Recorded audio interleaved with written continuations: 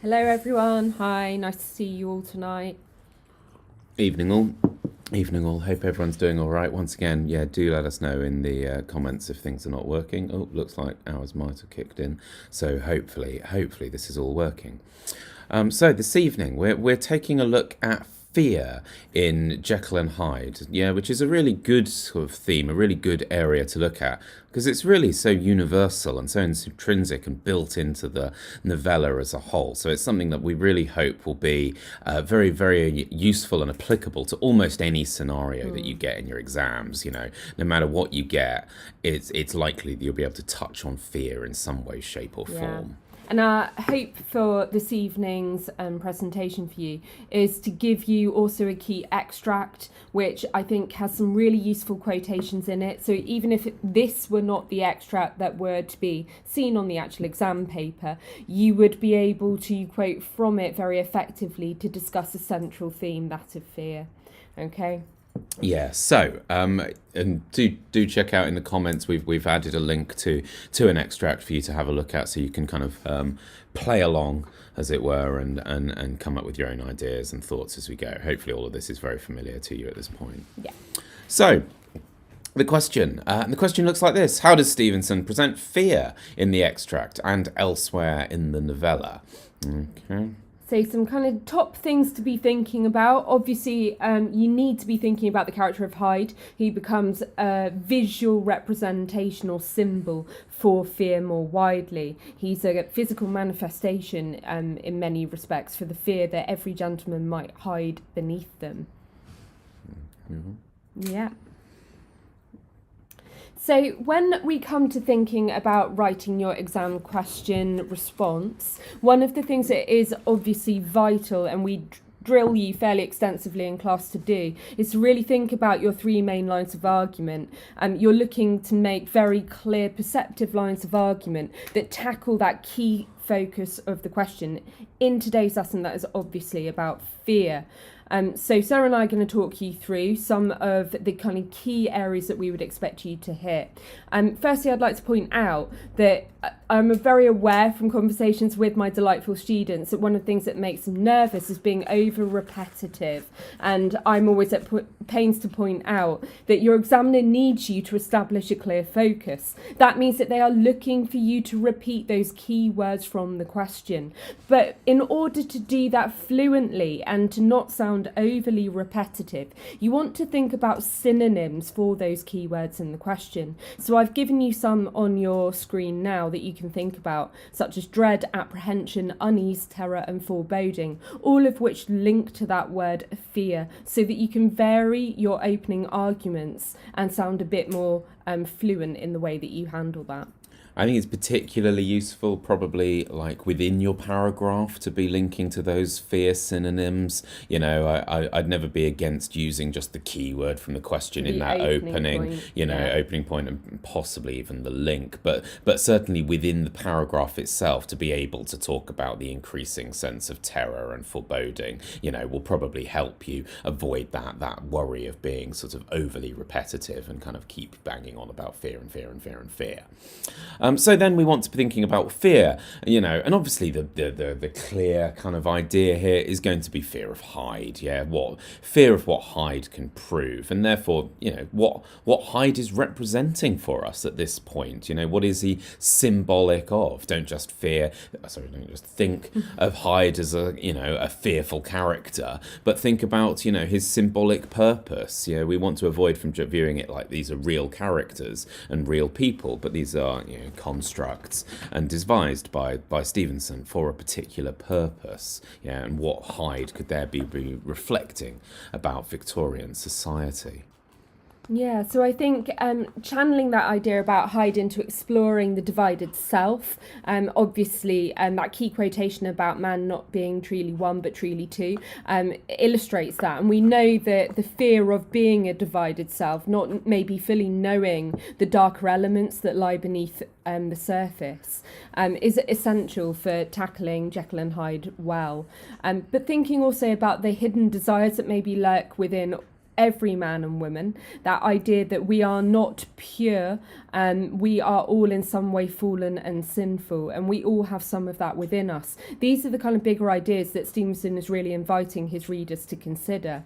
So if we take that to its logical conclusion, he's actually kind of exploring this idea of the fragility of civilization, that we have both the drive to be wonderfully knowledgeable and to break new boundaries, but at the same time there's this inherent fragility, vulnerability, and even danger within mankind. And I think it's an interesting direction to head towards for that bigger picture argument towards the end of your essays. Mm-hmm. So we've got, as always, we should always be looking at the context, okay? You always want to be thinking about, what context might have inspired the time. And as Miss was just talking about, the fragility of civilization, and think about what would be going on, of course, with Victorian society at the time, for their civilization and their world that they were living in. And I think I would say that one of the top tips that I would give is to bring in that fin de siècle anxiety. So fin de siècle is writing which really portrayed and investigated the concerns and anxieties at the end of that century. It's not a term that you should apply outside of that century. It's really specific to the turn of the century, from the 1800s into the 1900s. And it was a time of great unease and anxiety for the Victorians, because so much change had happened so fast, and there was a real concern about the direction that this was going to head society in, not just in terms of religion and the new scientific discoveries that were being made that kind of challenged some of religious belief and dogmatic teachings, but also the kind of sense that society was now a more industrial, a very changed and transformed landscape. And there was concern about the future and how that was going to impact society. There were lots of other, Victorian era was rife for sort of scientific discoveries in many ways, some of which perhaps really furthered the idea of what we understand to be science today, thinking about Darwin's evolution and so forth. But there were other ones that now in the luxury of hindsight are of course wrong. So we've got the sort of degeneration factor, the idea of atavism, and the sort of primeval sort of self, physiognomy, the idea that you could tell someone's character based on their appearance, sort of promoted by Lombroso, which of course, arguably is the sort of godfather of racism in many ways. But this careful, sir. But this idea, that we can be making these kind of assumptions and conclusions based on nothing more serious than someone's physical appearance. And of course that's really well shown, with Stevenson's description of Hyde, who I think he really plays up to this, the atavistic description of him as, troglodytic and so forth. This is a character that is designed to play on some of those anxieties that the Victorians would have been sort of feeling and facing. Think that idea of Hyde being hardly human, is a really important one, because as Sir says about the atavism element, this kind of idea that we could devolve and degenerate, not only evolve and turn into better forms of ourselves, but there was this risk that we could go backwards, particularly at the end of a century that had seen so much change so rapidly. There was an increasing fear that that might not last and that it could go in reverse.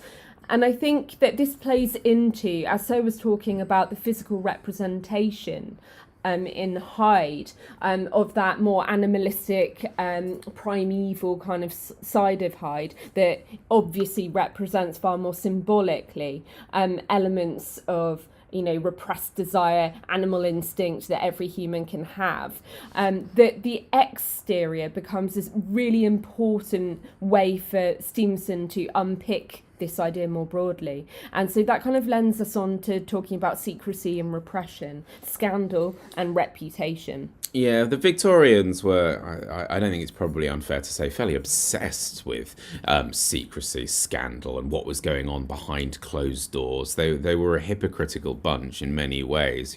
How you would behave in front of people would often be quite different to their behaviours at night. It's not worth getting hung up on, but as people have commented previously about where Enfield is going in the middle of the night, then there's all this sort of sense of secrecy that hangs over the entire novella.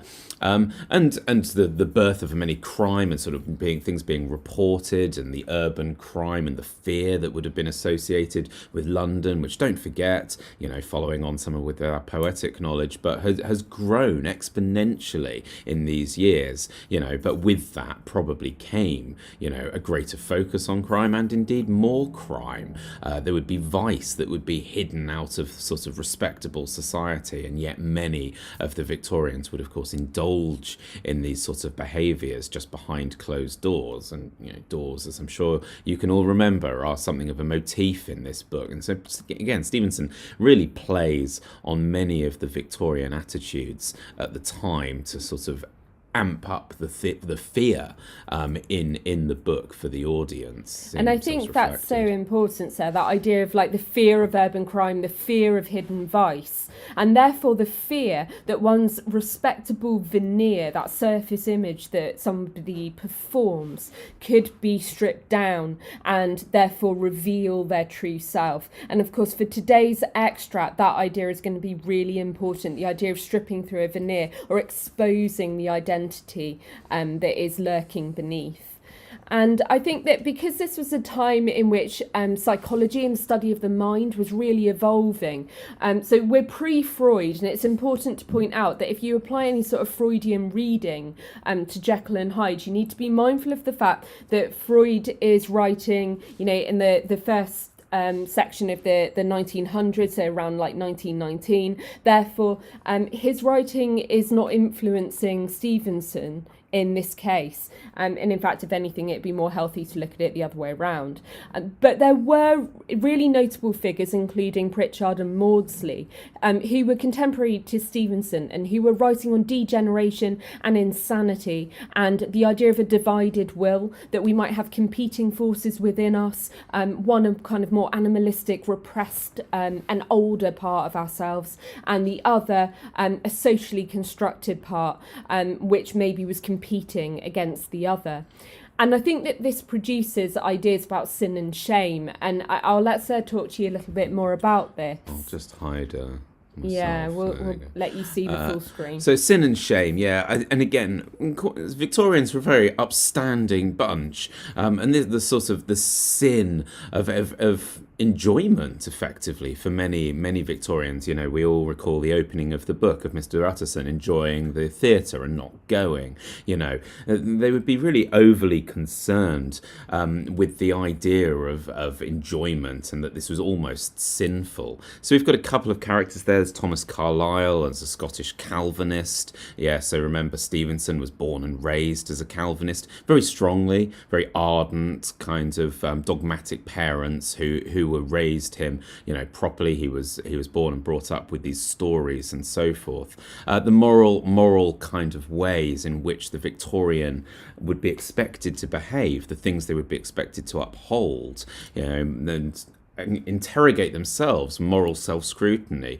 duality, sin, discipline, and really the expectations of how a Victorian should carry on and how they should behave in society. I think this is so important to understand why Stevenson writes about the idea of fear, because for somebody who grows up with a lot of pressure in owning your sinfulness and the shame that is felt from that, there's a real sense that fear was palpable for Stevenson, that he grew up, I think, very aware that his weaknesses, his more repressed desires would be considered sinful and shameful, and therefore the idea of fearing what people will judge you as being, I think, is a really kind of fundamental idea in the novella.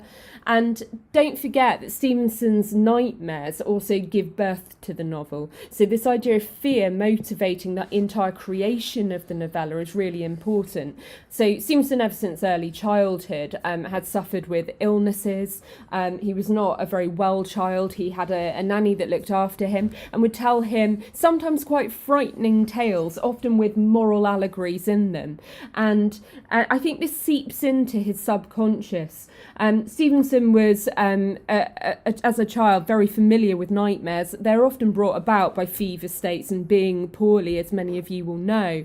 But for Stevenson also, the novella is born out of a specific nightmare that he has, and he writes rapidly after the end of this nightmare to document the story of Jekyll and Hyde, which he terms his fine bogey tale. That word bogey in this context is referring to like the bogey man, a sort of frightening tale, a frightening figure of a tale. And I think Sarah will say a little bit more about how he first interpreted this.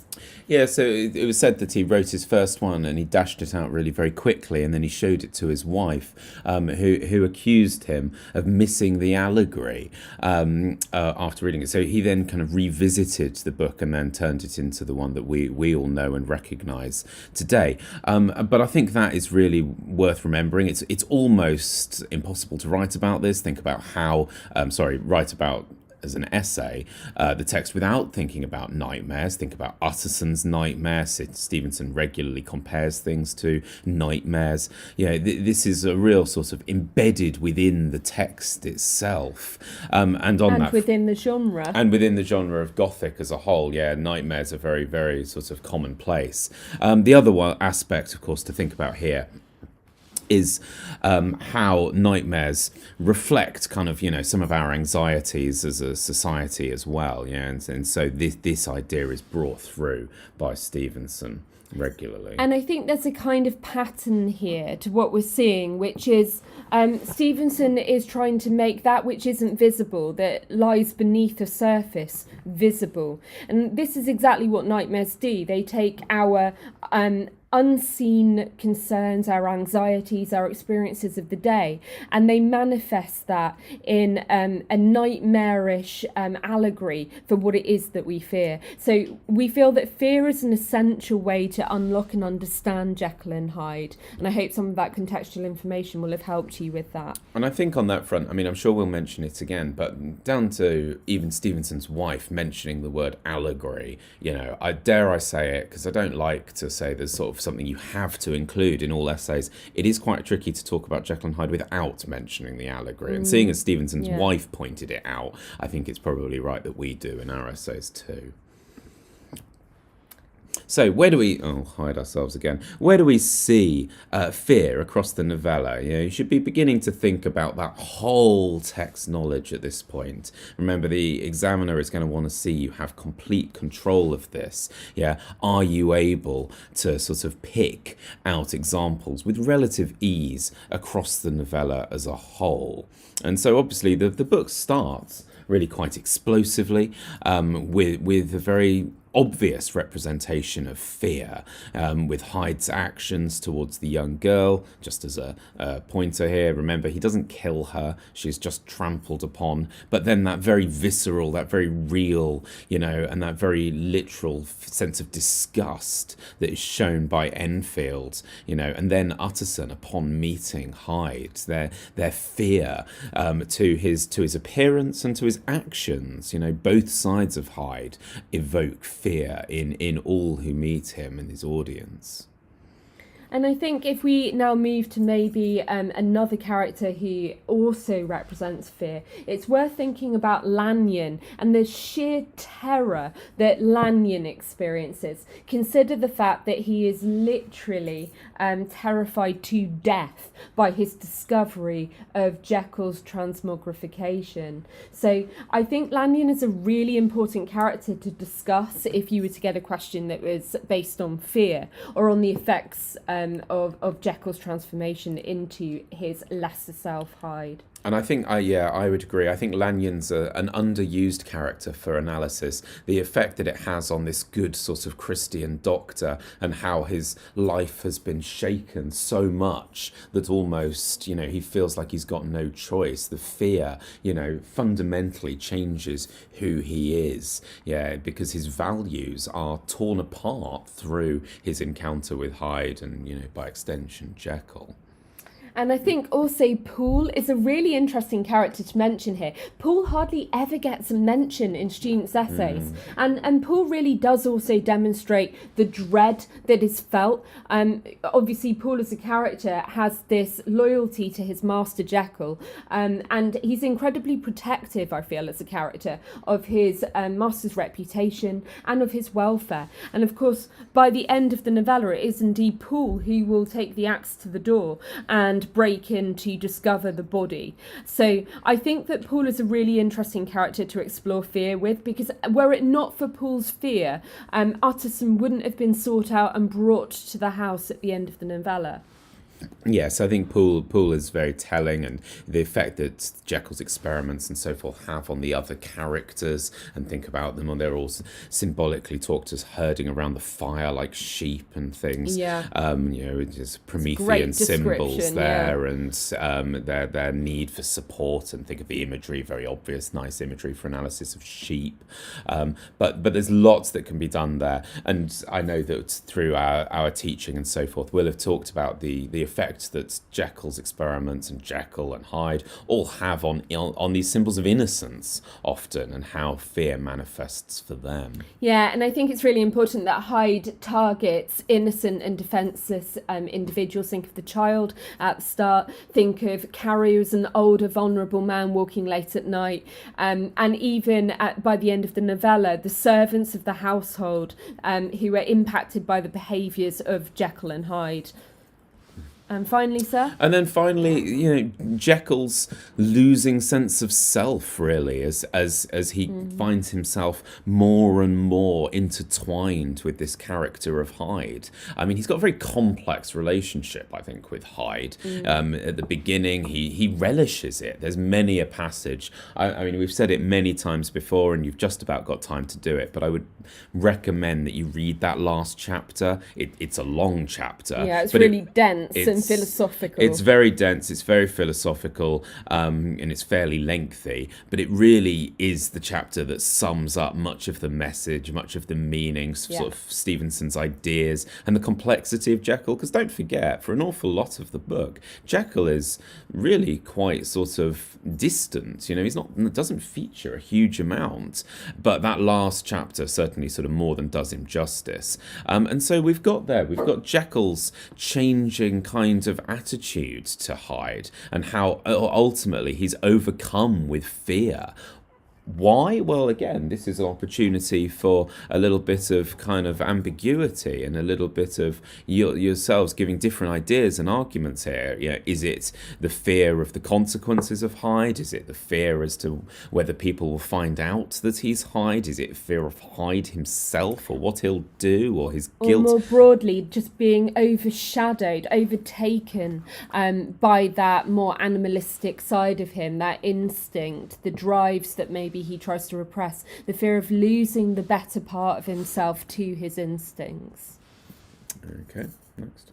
Yeah. And so now we've got some quotes that come from the extract. Shall I read the extract? We'll read through the extract for you, and we suggest you try and pull out the key quotations that you think would be worth analysing in depth as we do that. So Sir will read for you, because he's got a much nicer voice for it than I have.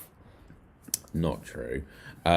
So we will read the extract through. I mean, you should be very familiar now with what is going on with an extract. Remember, at the top you get that part which explains where it's from, gives a very brief summary as to what is going on, and so forth. So this is chapter 7. For those of you that will be on it, you'll notice that we've hardly ever actually had chapter 7 as a extract from the exam, so it's definitely a chapter worth looking at, and it's tiny. So, the court was very cool and a little damp, and full of premature twilight, although the sky up overhead was still bright with sunset. The middle one of the 3 windows was halfway open, And sitting close beside it, taking the air with an infinite sadness of mind, like some disconsolate prisoner, Utterson saw Dr. Jekyll. "What, Jekyll?" he cried. "I trust you are better."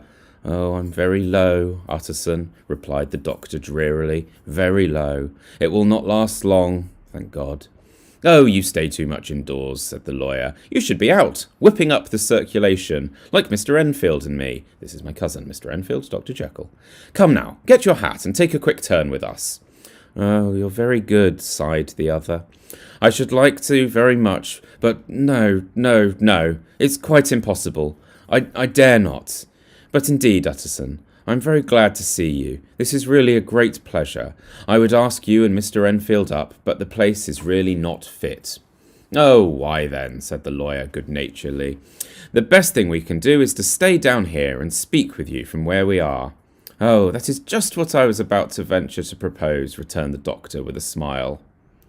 But the words were hardly uttered before the smile was struck out of his face and succeeded by an expression of such abject terror and despair as froze the very blood of the two gentlemen below.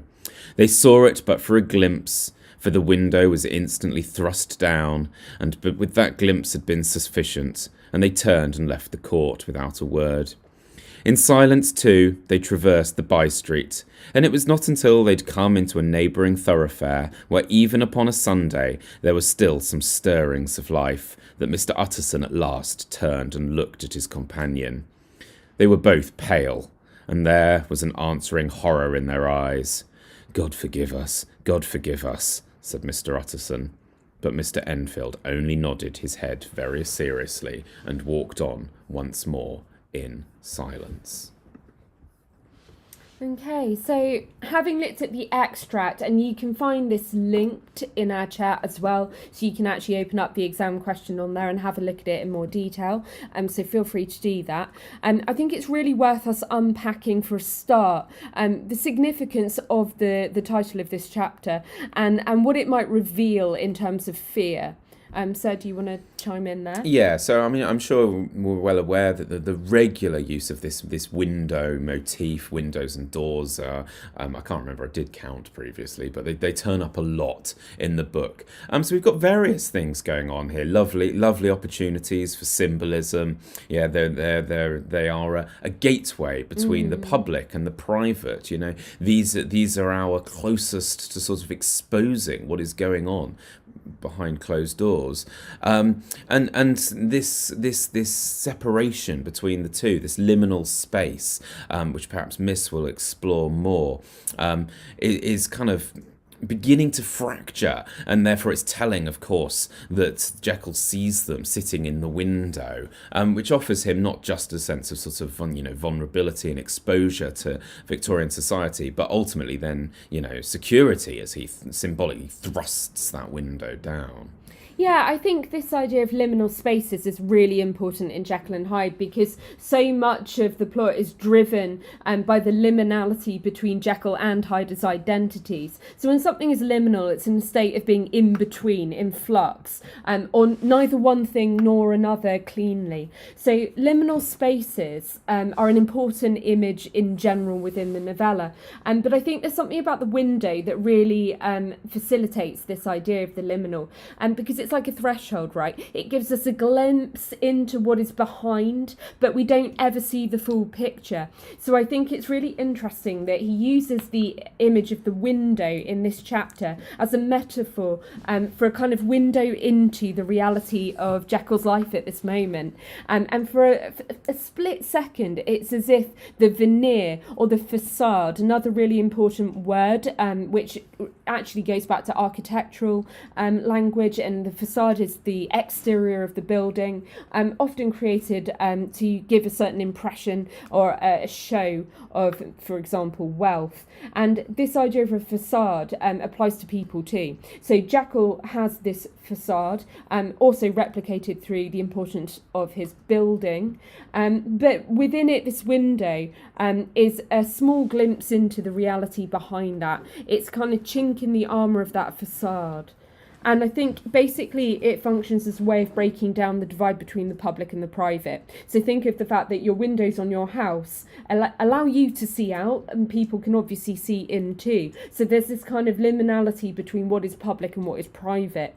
And this all serves as a symbol for what we are discovering about our character of Jekyll at this moment. And I really feel the tragedy of it for Jekyll, because he's a man trying so hard to come to terms with this other part of himself that he's been indulging in, and trying desperately to hide that from the people that he socialises with and has relations with. And yet in this moment he can't hide it fully, because Hyde is exerting his own control and presence over Jekyll, and for a second that is perceived by others. So the boundary between what is public and what is private is momentarily broken down, and the mask collapses. And I think that this is such an important carceral metaphor. That word carceral relates to imprisonment. Think of the word to be incarcerated, meaning to be locked up in prison. So the kind of imagery of the window here, as I've illustrated for you with the picture, is a kind of symbol of carceral divisions and imprisonment. And so, yeah, that the quote follows on from what Miss was really discussing there. You know, very obvious simile, but don't overlook the obvious quotes. You know, there's often plenty you can say about them. You know, and note, he's not just a prisoner like some prisoner. It's disconsolate. So even this is layered up with misery. You know, here, you know, utter misery and abject despair, like some disconsolate prisoner.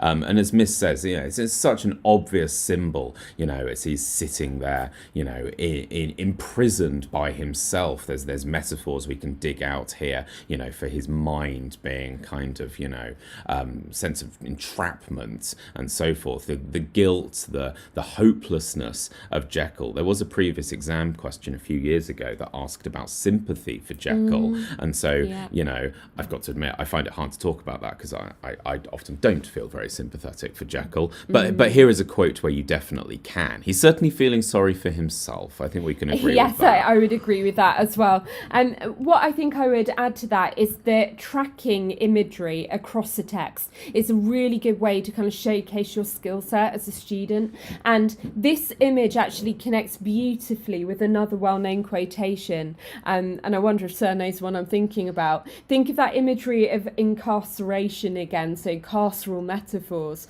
Where else do we see something caged? My devil had long been caged. She came out roaring. Yeah. Genuinely worried. No, I knew that you'd know it.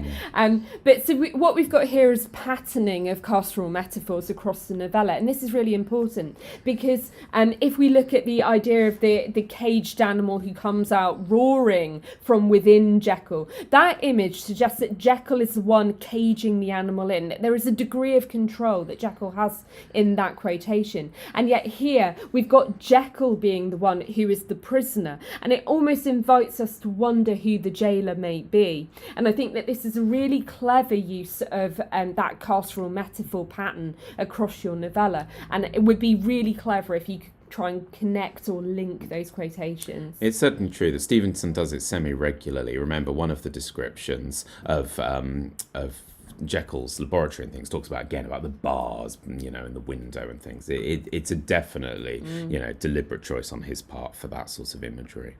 Another one we have. So this is the moment it occurs, okay, for Jekyll, and it says the smile was struck out of his face. You might have noticed it as I was reading it, but the volume of sibilance in that line is really quite remarkable. It's almost hard to read and not stumble over the sibilance because there is so much. And so thinking about that sense of menace that it's creating, you know, the shock, the speed, you know, if you think about the sibilant sound, it creates a rapidity to it, you know, illustrating the action and how fast this happened. Very obvious choice for word analysis here with struck, and a very violent and aggressive word, you know, that this happened quickly, you know, and rapidly. And it's almost like a violent attack on the social mask. So Jekyll is trying very hard to create this facade, this exterior of respectability. And yet this smile that is struck out of his face, almost as if the prisoner within is beating it out of him, suggests that that social mask can be cracked and removed, and that this is clearly a threatening and fearful experience for Jekyll. And I think that what's really clever about this particular sentence is it's what we call the use of the passive voice. As if suggesting that there's a hidden force locked away within. We won't kind of get bogged down with the grammar of what a passive voice is right now for the sake of our lesson, but it's worth you knowing that this is a passive voice construction. So the smile is struck out of his face, makes it seem as if there is a kind of hidden force controlling that smile and destroying it. And I think it's a really clever use of grammar here. Yeah, if to be the other way around, it would be more the smile. It was struck out of his face, but it's kind of turning it round a little bit, and again it's the presenting order of the syntax and presenting Jekyll as a victim, really here. He is the one that is being attacked. So instead from within. It kind of removes his ownership of his own smile. And I think that that's a very clever way of showing that Jekyll is losing control more broadly of a hidden force within him. So another quote, such abject terror and despair, okay, and think about how Stevenson pairs these nouns together, terror, despair, incredibly emotive language, arguably the highest you can go. There's not a lot more we can have, and it creates a slightly sort of pitiful image, particularly that despairing, if you're despairing, we talked last week, of course, about the idea of hope, but despair is perhaps the antithesis. That moment of almost losing hope, and Jekyll seems again slightly sort of pitiful character, as he's beginning to be humiliated in front of his friends, and he's beginning to lose his way, of which he certainly would believe that there's no kind of return, as his social kind of status and the facade of respectability begins to slip away. And I think what can be worse for a Victorian reader than that fear of both simultaneous terror and despair, to feel completely hopeless and at the same time utterly terrified for your future. I think it's such a powerful force of fear that Stevenson wants his readers to relate to and to understand. And there's this total collapse of dignity and social respect. And you could argue that actually that's the bit that is worst of all for Jekyll, is that in this moment he's been observed by other people who are respectable gentlemen in a moment which is humiliating, where his public facade has been broken down. And very obvious stuff there, of course, as he desperately shuts the window, sealing them away, removes that kind of liminality in between as he retreats back into the, obviously regular reference in the book to setting, but to the security at that moment of his house. Other quotes, froze the very blood of the two gentlemen below. Miss has written underneath here, hyperbolic metaphor. Do remember to try and give a little bit of description to your metaphors, like the carceral metaphor, the hyperbolic metaphor, the animalistic and so forth, but it just will elevate your writing that little bit more. 100%. You're not going to be talking about those generalities, and here's a metaphor, there's a simile. Do try and find the time to find an appropriate word. Word of warning with that, though, don't necessarily need to do it for everything. No, sometimes only when you can see it. It can come across as what we might call a little contrived, if you try to label ones that aren't worthy of it, but a top tip there for when it's useful. And I think that what's so clever about this quotation is that kind of bodily fear. So instead of it just being despair and emotions that like terror, now it's given a kind of physical impact. We've got froze the very blood of the gentleman. Therefore, it's using a kind of bodily fear to intensify that fear. It's using what we would call a contagion lexis, so using language to do disease and disease spreading. Now, obviously, at the time that Jekyll and Hyde is written, there had been cholera outbreaks in Soho, and there was a kind of fear fear about contagion and disease spreading more widely. We're also looking at a period of time where things like sexually transmitted diseases were being identified and were known to be spreading through the vice of London, particularly around Soho. So the very language that's being used here is really contextually relevant to fears that the public already had, and it's channeling those public fears. And I think it's very telling that moments before, Utterson had recommended to come out and whip up the air, whip up the circulation, which of course Victorians, believed was very important. Tuberculosis will be another one that will have been knocking around at this time, and the idea that fresh air can somehow make everything that little bit better. So the fact that Stevenson has then grounded this with the blood of the two gentlemen really does kind of, emphasize the sort of the fear of the body and how this is having a very real effect on people, physically, and not just the mental side. Two distinct things going on there simultaneously.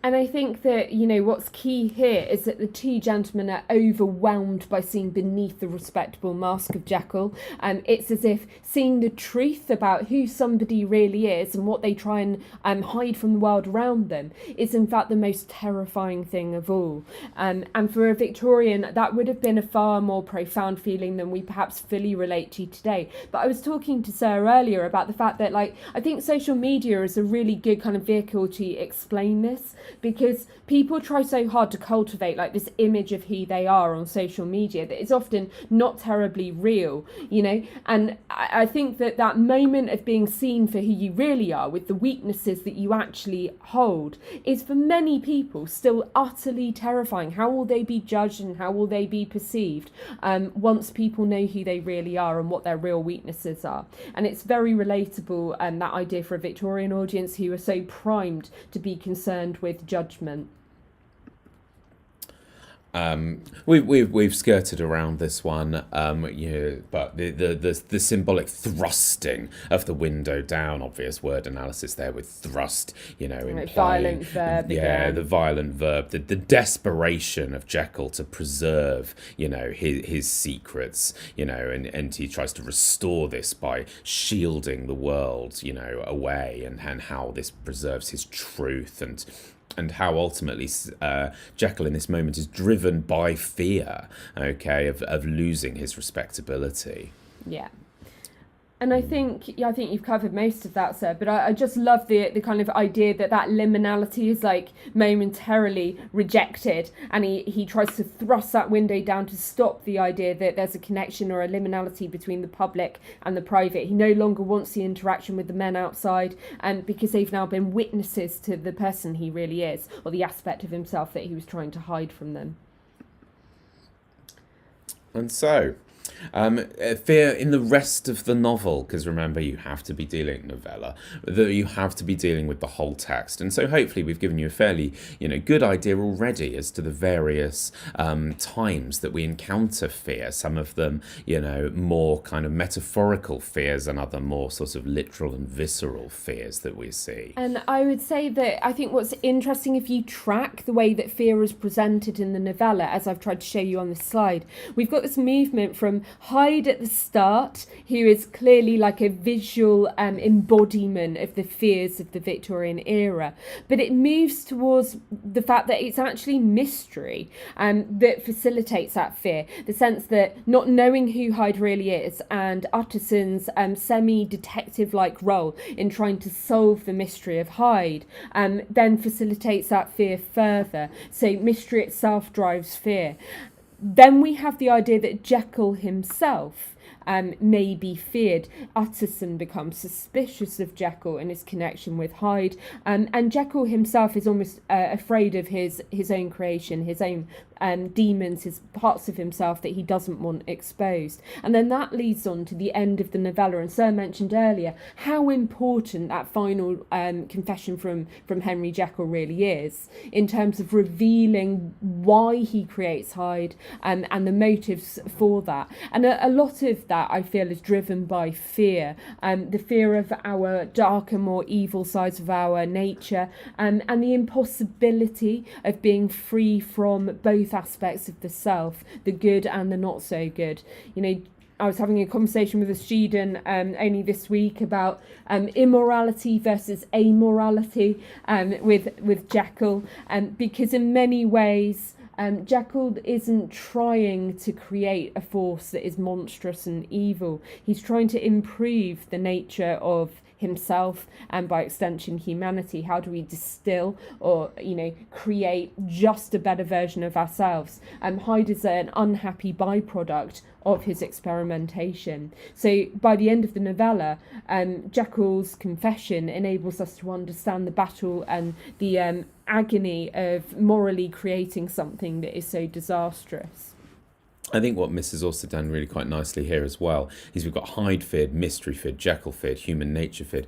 Don't forget, this could be any number of exam questions, tethering it to the question, but it's very plausible that we get a mystery question. But note how easily you can bring in that concept of fear with something like mystery. So even if the question turns out to be mystery, all of the stuff that we've talked about today about fear, can be linked. And it's like a beautiful through line or an arrow that could be fired through the novella, that kind of links so much of the plot together. And and again, I'll state that, I feel that Stevenson, as a writer and as a man, was a man intimately aware of the idea of fear. I think he felt himself to be a disappointment in many ways because he wasn't a devout Calvinist, despite his family upbringing. His parents desperately wanted him to follow in the family line to become an engineer, lighthouse engineer specifically, and he failed in that and rejected it. They kind of settled for him deciding to become a lawyer instead.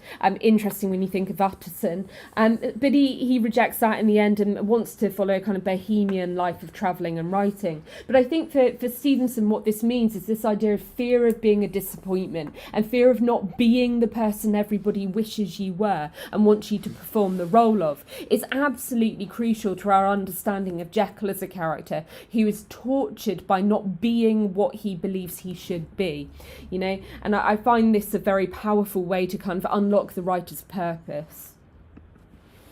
And so now I think we've got a few quotes coming up which deal with fear sort of elsewhere in the novella at various points. Okay, so brought out the sweat on me like running. Okay, so note again another bodily reaction to this. Almost whenever Hyde is mentioned, there is often a physical response as well. And obviously this comes from Enfield and much earlier in the novella than the extract that we've shared with you.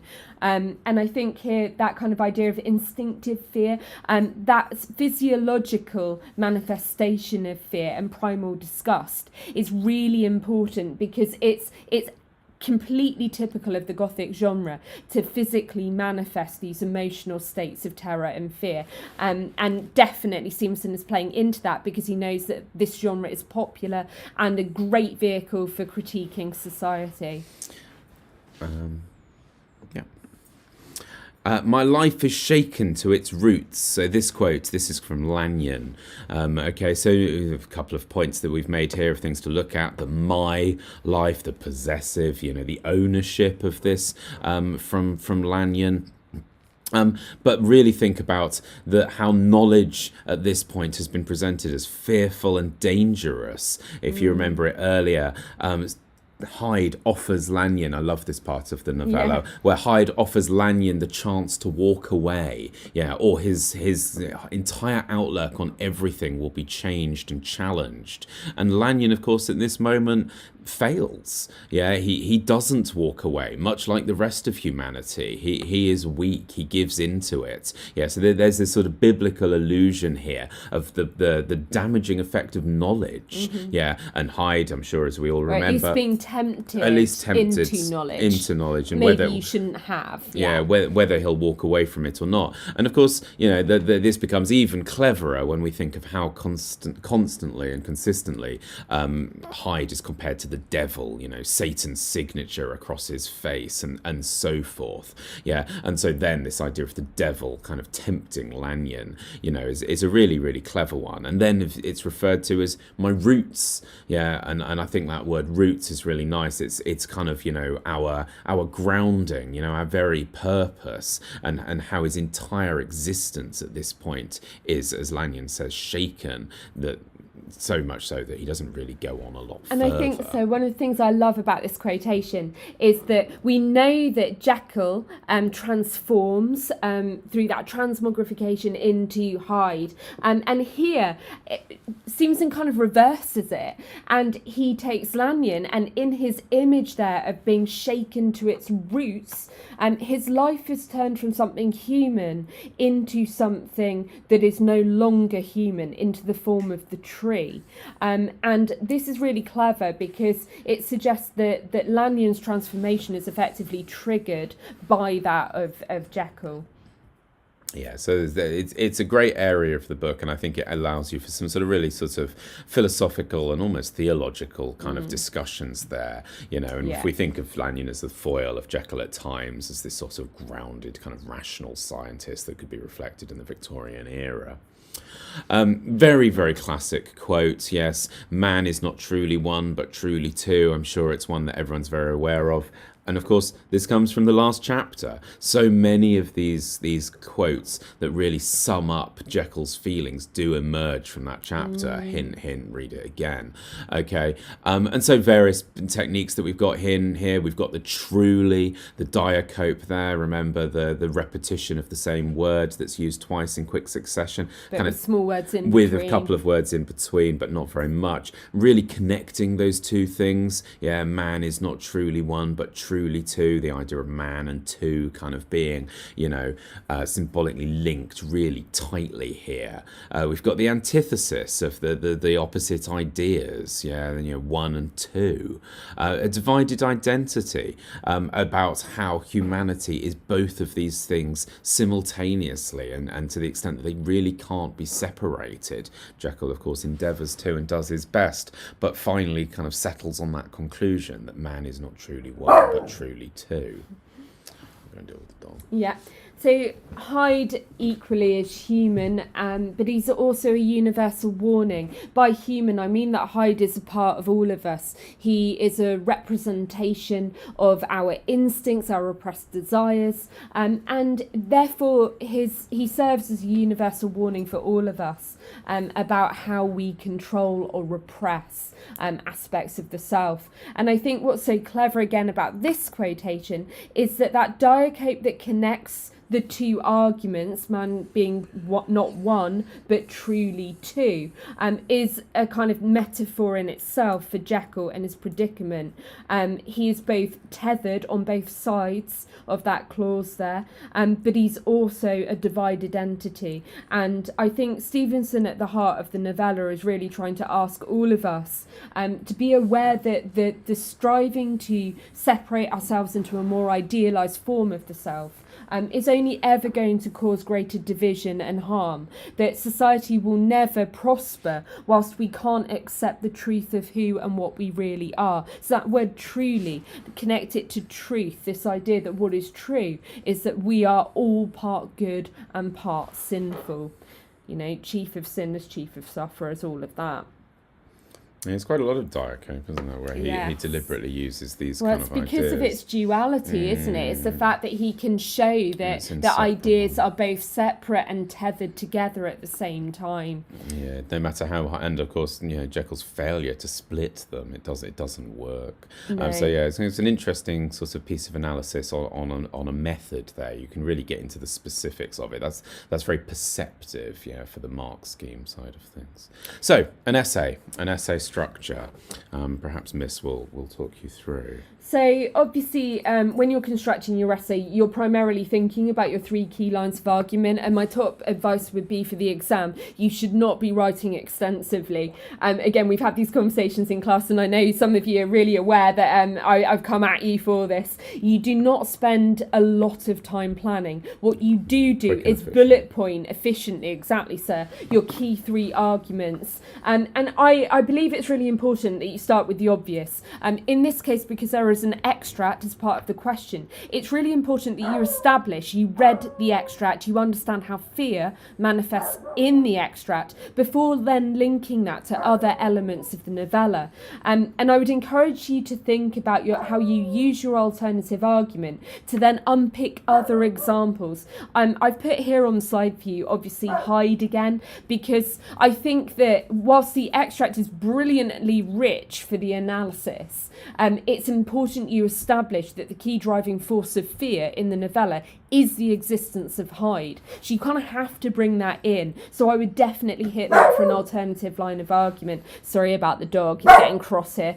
And finally, yeah, you've got a devil within, haven't you, Marlo? And finally, your bigger picture. This is where you broaden what you're arguing to take account of that final chapter and the message that Stevenson is really inviting readers to consider. That big moral question of the nature of good and evil, the idea of the self as being divided or whole.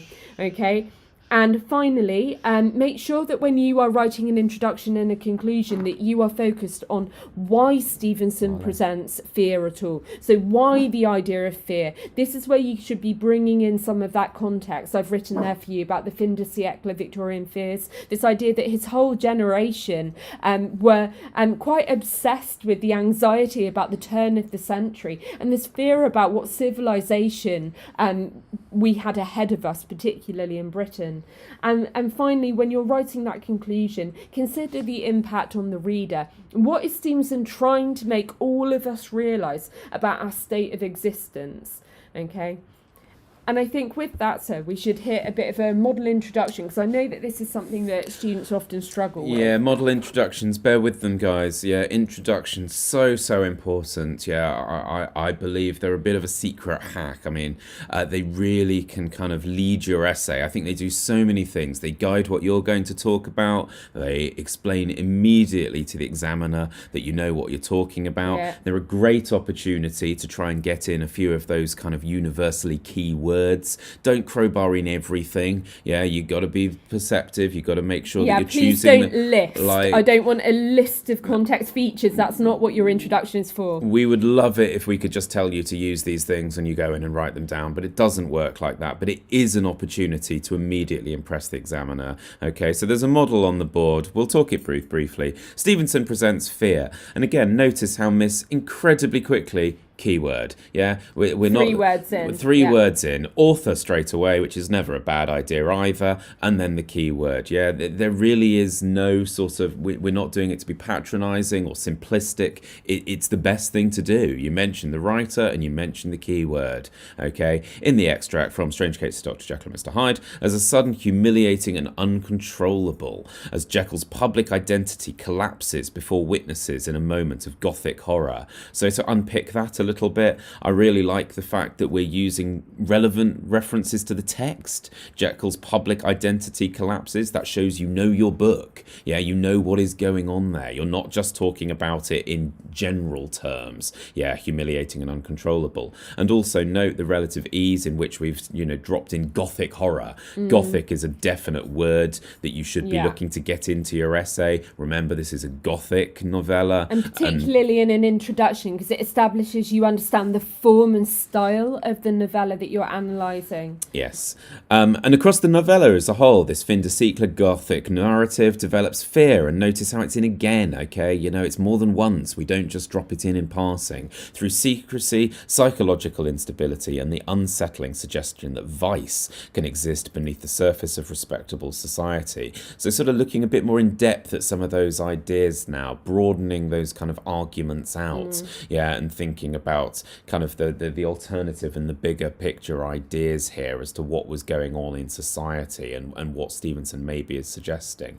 And then, as Ms. once again leads with Stevenson, keep on the author. It's often something that I've said to really high ability students as the years go by, but mention the author. It immediately makes your writing a little bit more analytical. Yeah, you're dealing with what the writer's purpose and intent are. So Stevenson uses violent transformations and threshold settings to build suspense and mystery. Nice sort of embedded reference to where the text comes from, reflecting late Victorian anxieties about hidden urban vice in London's private houses and gentlemen's double lives. Sort of relative effortless use of context. And note that it isn't just listing all context. We know that there's far more that could have been mentioned, but I've tried to tether it to the extract, which focuses on Jekyll within the house. So this idea of gentlemen's double lives within their private houses. And as Miss was just talking about there, and then conclusion, sort of final part of it, talking about the reader, invites the readers to consider how what we fear most is in all of us. Yeah, that kind of idea, which probably is the biggest picture of all in our book. Yeah, is about, our lives. Yeah, man is not truly one, but truly two, to use a quote from moments ago about what resides in us all as human beings. And finally, for anyone who might be interested in having a look at a model paragraph for a bigger picture, I know that this is one that often intimidates people. Like, how do I talk about all of those big ideas and purposes that Stevenson might be trying to get at? We've got a model here for you as well. And what I would just try and pinpoint for you is like the density of using like lots of really small embedded quotations and zooming back into those quotations to really maximise how much analysis that you are getting out of that.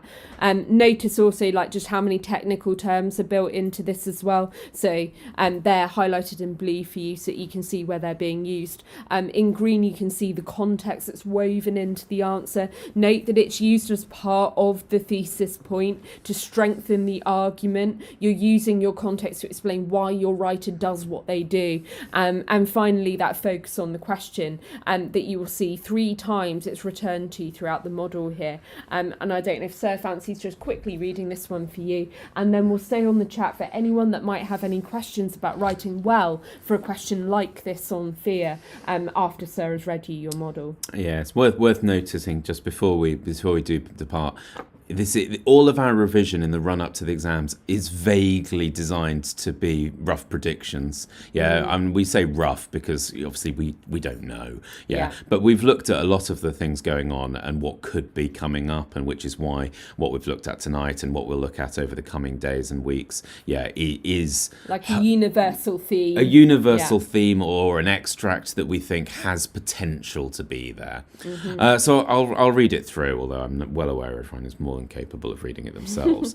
Stevenson presents fear, again, note quickly in there, as the terrifying collapse of respectable identity. So you can immediately make out the argument here. I'll just read the whole thing. Yeah. Okay, collapse of respectable identity, suggesting that Victorian society is most threatened not by external criminals, but by the darker impulses hidden within apparently civilized men. An incident at the window, Jekyll's transformation begins when the smile is struck out of his face. The passive construction conceals the attacking force, creating Gothic uncertainty about whether Hyde, guilt, or Jekyll's own subconscious has seized control. Meanwhile, the violent verb struck contrasts sharply with the more civilized noun smile, a symbol of social ease and gentlemanly self-command. Stevenson therefore shows fear violently destroying the mask of respectability. This develops into abject terror and despair, where the paired abstract nouns combine immediate panic with total hopelessness, while the adjective abject implies humiliation and degeneration. Jekyll is not only frightened, he's publicly witnessed and humiliated by his secret. Later, Jekyll finally admits that he is permanently in the battle with his polar twin to establish dominance, that man is not truly one, but truly two. The balanced antithesis widens the fear from one character to all of humanity, implying that inner division is universal rather than exceptional. And for a late Victorian audience anxious about reputation, degeneration and hidden vice, this would be deeply unsettling, as Stevenson challenges the comforting belief that morality is fixed and visible. Stevenson therefore uses fear to warn that when societies repress human complexity, concealed desires may return in more destructive forms, making the greatest danger the darkness that people refuse to acknowledge from within themselves. Okay. So what we'll do now is like throw it open to the chat. We would love to hear alternative arguments that you might have made for either your obvious, your alternative, or your bigger picture, or other quotations that you think are really revealing about fear. Obviously, also in the chat, if you have any questions for us, sorry about the dog, about Jekyll and Hyde and the exam, please do add that into the chat now and we'll respond to those live time for you. We've got our own animal within with us this end.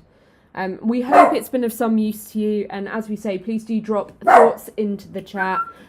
We will be here for the next 5 minutes for any of you that might want to continue the learning.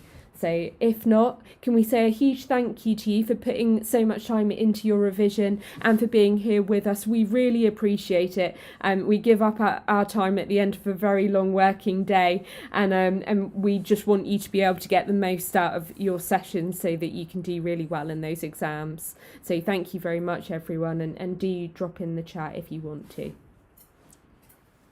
Yes, thank you one and all. Thank you for coming along, and then as I say, do ask anything if you've got any questions at all, and we'll endeavour to help out. For the record, other videos will be emerging on the we're going to upload a few more on Jekyll and Hyde, but also on Romeo and Juliet as well. So please do kind of tune into the channel for those, and they won't all be live. Some of them will be pre-recorded, but we're going to try and get as many out as we can ahead of your exams. Yeah, we've got a few sessions planned coming up for other texts and stuff, because we know that it's a busy time. So, Sarah, I think some of them have struggled to get a hold of the access to the Google link. Okay. I think it might have been on there twice, so we might need to direct them as to which one. So I'll try and open that in live time for them. So it might be that you need to change the permissions on that, sir. Okay. So what we'll do, guys, is we'll review the settings on YouTube that have made it harder to share that file with you, and we'll drop it into the chat afterwards. So you'll be able to go back in and access that afterwards. I think Sir has actually uploaded it to drop into the details for this particular video, but it takes 24 hours for that to go live. So if you check back in a day's time, it should be on there for you. If you hold on a moment, I should be able to put one in, which you might be able to try again. Okay, so we'll let Sir have a go at that. And again, if anyone's got any questions that you'd like us to address, please do drop that into the chat. We're here for the next few minutes, so let us know if there's anything you'd like us to answer.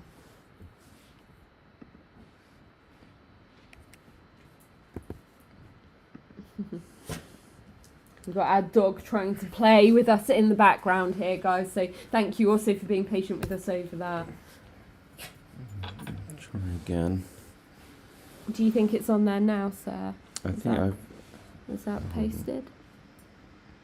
Yes, now. Yeah, okay, so we've just updated the link. Have a go at opening the link now, and hopefully that should work for you.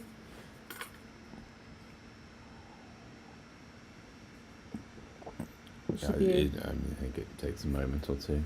Yeah, we have a slight delay between what we record and what you guys see, so it should appear like it's the latest link in the chat. Don't open the old ones. It will appear in the next sort of minute or so, hopefully.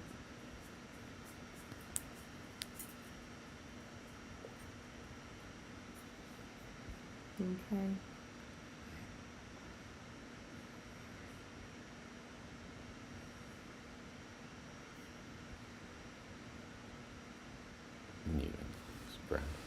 Yeah.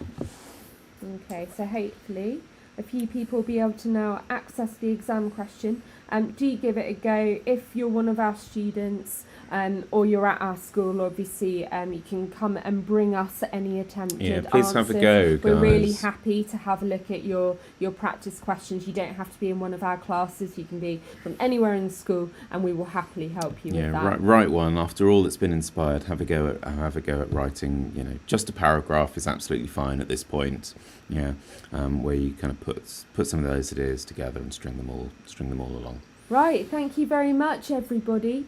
So check back here within 24 hours and you should have a live link that you can use for that exam question. Obviously, those of you that we teach, come by and we can print you off a hard copy of that as well that you can take and have a go at. Thank you so much for your time, everyone. We really appreciate it. Take care. Yes, thank you one and all. Have a good evening. See you soon.